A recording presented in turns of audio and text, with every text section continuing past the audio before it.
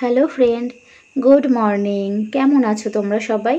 আমি ভালো আছি। ইন্দ্রাণী লাইফস্টাইল চ্যানেলের আরেকটি নতুন ভিডিওতে তোমাদের সকলকে স্বাগত আর অনেক অনেক ভালোবাসা। প্রতিদিনের মতন আজকের সকালটাও চা দিয়ে শুরু করেছিলাম। এদিকে চা খেতে খেতে মাছ ভাজাটা বসিয়ে দিয়েছিলাম। মাছ ভাজাটা প্রায় হয়ে গেছে। তারপরে আমি সেই তেলে একটু বটবটি আর আলু কেটে রেখেছিলাম, সেটাকে একটু পেঁয়াজ দিয়ে ভাজা করে নিচ্ছি।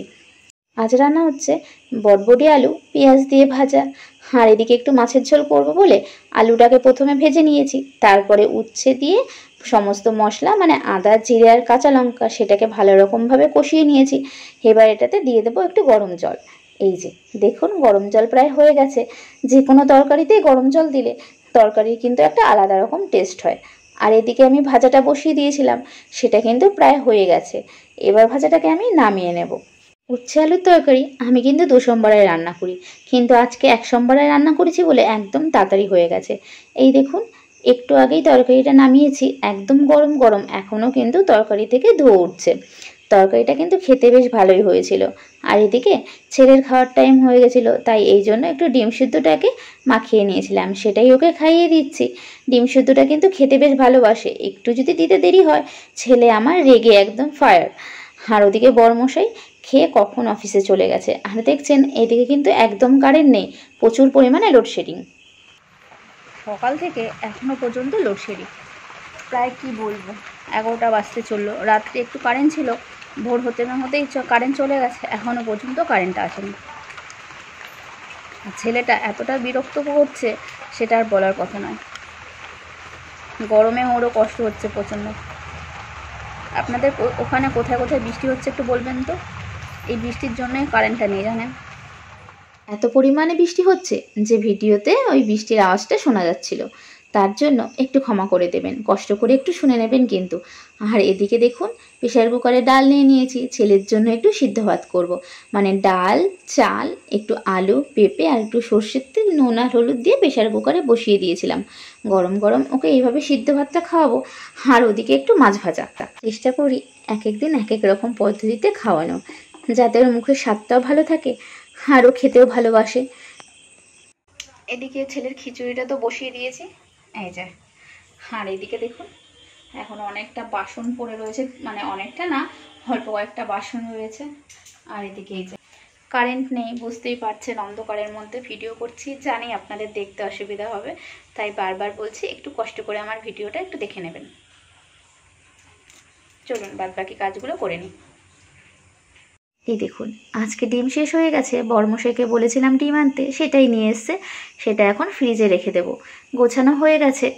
আমি আর ছেলে দুজনেই কিন্তু ডিম খেতে ভালোবাসি, বড়মশাই অতটা ভালোবাসে না। অবস্থা দেখুন, গ্যাসটাকে পরিষ্কার করে বাসনটা মেজে নিই। চলুন। গ্যাস ওভেনটা প্রায় প্রতিদিনই সার্ফ দিয়ে ধুতে হয়, না ধুলে একটু ভালো লাগে না মনটার মধ্যে। রান্নার জিনিসটা যদি পরিষ্কার না থাকে তাহলে বলুন তো ভালো লাগে মনের মধ্যে? রান্না করতেও ভালো লাগে না, আর সেই রান্নাটা খেতেও ভালো লাগে না। পরিষ্কার পরিচ্ছন্ন জিনিসে রান্না করতেও ভালো লাগে, থাকতেও ভালো লাগে, শুতেও ভালো লাগে, আর খেতেও ভালো লাগে। কি বলুন, ঠিক বলেছি কি না? এদিকে ছেলের জন্য একটু গরম জল বসিয়ে দিয়েছিলাম, তার ফাঁকে একটু বাসন ছিল কয়েকটা, সেই বাসনগুলোকে একটু ঝটপট ধুয়ে নিই। আর আপনাদের সাথে একটা কথা শেয়ার করছি। আমি যখন প্রায় ছোটোই ছিলাম, ধরুন ওই 7-8-এ পড়তাম, মানে মোটামুটি ভালোই ছোট, সেই সময় আমি কিন্তু বেশ ডিম খেতে ভালোবাসতাম। মানে প্রতিদিন আমার 3 বেলায় 3টে ডিম লাগতো। মানে সকালে স্কুলে যাওয়ার আগে একটা ডিম সিদ্ধ, স্কুল থেকে এসে একটা ডিম সিদ্ধ খেতাম, আবার রাত্রে প্রচুর পরিমাণে ডিম খেতাম, জানেন। তারপরে হঠাৎ করে একদিনকে ডিম খাওয়া আমার বন্ধ হয়ে গেল। এত পরিমাণে অ্যাসিডিটি হয়েছিল, প্রচুর পরিমাণে ব্যথা শুরু হয়েছিল বুকে, যার জন্য ডাক্তার আমাকে বললো এত ডিম খাওয়া ভালো না, শরীরের পক্ষে ক্ষতি। সেই জন্য একটা করে ডিম খেতে বলেছিল, আর বলেছিল প্রায় অনেক দিন যেন আমি ডিম না খাই। তারপর থেকে আমার ডিম খাওয়াটা প্রায় বন্ধই হয়ে গেছিলো। এদিকে আমার নাইটিটা অনেকদিন ধরেই পরা হয় না, একটা জায়গায় একটু সেলাই ফুলে গেছিলো, সেটাই সেলাই করে নিচ্ছি। আর ছেলেটা দেখুন, চিরুনিটা দিয়ে আমার মাথায় কেরম করে মারছে, আর হাতে একটু ব্যথা পেয়েছে চিরুনিতে, সেটাই এসে আমাকে বললো একটু আদর করে দাও, মানে ইশারায় বললো। তো সেটাই করছিলাম। বাচ্চা মানুষরা একটু ব্যথা পেলে এরকমই করে। দেখুন, কান্না করতে করতে চোখ দিয়ে জল বেরিয়ে গেছে। এদিকে আমার শান্ত ছেলে আমার পাশে চুপটি করে বসে রয়েছে, আর এদিকে আমি সেলাই করে নিচ্ছি। সেলাইটা আমার প্রায় হয়ে গেছে। সেলাইয়ের কাজ কোনোদিনও আমার ভালো লাগে না, মানে আমি খুব একটা ভালো পারিও না সেলাই করতে, এই জন্য আমার ভালো লাগে না। স্কুলে ছোটোবেলায় যখন কিছু সেলাইয়ের কাজ দিত আমি আমার মাসিকে দিয়েই করিয়ে নিতাম। আর এদিকে দেখুন কালকেরে কিছু জামা কাপড় ধুয়ে দিয়েছিলাম, সেগুলো জলটা ঝরে গেছে, এগুলো এখন ঘরে নিয়ে এসে ফ্যানের নিচে দিয়ে দেবো। কারেন্ট এসছে, ফ্যানের নিচে দিয়ে দিলে একটু হাওয়াতে যদি শুকায়, বাচ্চা মানুষ থাকলে যা হয় আর কি। আমাদের না হোক, ছেলের জামা কাপড়গুলো তো অন্তত শুকানো দরকার বলুন। আর কারেন্ট না থাকলে ছেলেটা খুব বিরক্ত করে, একে তো অন্ধকার, তারপরে আবার গরম, তাতে কি আর বাচ্চাদের ভালো লাগে বলুন। প্রচুর বিরক্ত করছে আর কান্না করছে, কি করব, তাই ওকে বাধ্য হয়ে স্নান করিয়ে দিয়েছিলাম তাড়াতাড়ি। স্নান করে মোবাইলে কার্টুন দেখছিল, এদিকে আমি স্নান সেরে এসে ওকে খাওয়াতে বসে পড়েছি। ওই সিদ্ধ ভাত করেছিলাম সমস্ত রকম সবজি দিয়ে আর মাছ ভাজা, এটা দিয়ে আজকে ওকে খাইয়ে দিচ্ছি। বাধ্য ছেলের মতন দেখুন, কারেন্ট এসছে না, কার্টুন দেখছে আর খেয়ে নিচ্ছে, না হলে এতক্ষণে যা দুষ্টুমি করতো। ঘুমু দেবে, এখনও কিন্তু সকাল থেকে একটুও ঘুমোওনি তুমি। চলো আবার ঘুমো থেকে উঠে তারপরে খেলা করবে, ঠিক আছে? শুয়ে পড়ো বাবা। এই দেখো, একটু তাকাও, একটু দেখো, ঘুমিয়ে পড়ো বাবা, ঘুমিয়ে পড়ো। চলো, হ্যাঁ এখানে এখানে ভালো করে শুতে হয়, ভালো করে শো, ভালো করে শো। ঠিক আছে চলুন, ছেলেকে একটু ঘুম পাড়িয়ে দিই। হ্যাঁ তো এই যে বালিশ দিয়েছি, শুয়ে পড়ো। বালিশের উপরে বসতে নেই, ওঠো, পরে খেলা করবে আবার ঘুম থেকে উঠে। সকালে কিন্তু একটুও ঘুমোনি, কারেন্ট ছিল না, তাড়াতাড়ি এখন কারেন্ট এসছে, তাড়াতাড়ি একটু ঘুমিয়ে নাও, তারপরে ঘুমো থেকে উঠে তারপরে আমরা ঘুরু যাবো, ঠিক আছে? ছেলেকে ঘুম পাড়িয়ে রেখে এসে এই দেখুন এদিকে আমি আমার কাজগুলোকে একটু এগিয়ে রাখছি। কি করছি, কালকে একটু মাংস করেছিলাম, কিছুটা সলিড মাংস ছিল, মানে আলাদা করেই কিনে আনা হয়েছিল চিলি চিকেন বানাবো বলে।